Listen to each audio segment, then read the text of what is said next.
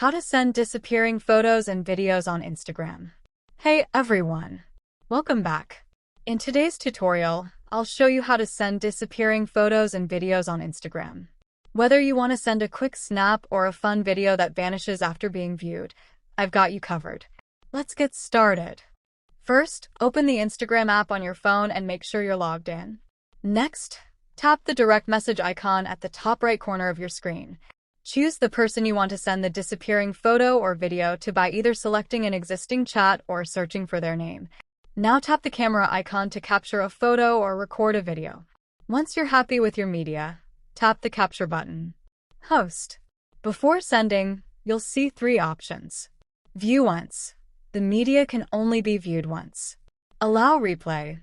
The recipient can replay the media once. Keep in chat. The media stays in the chat like a normal message. Select your preferred viewing option and then tap the send button. And that's it. You've successfully sent a disappearing photo or video on Instagram. I hope you found this tutorial helpful. If you did, don't forget to like, comment, and subscribe for more easy tech tutorials. Thanks for watching, and I'll see you in the next one. Subscribe for more tutorials.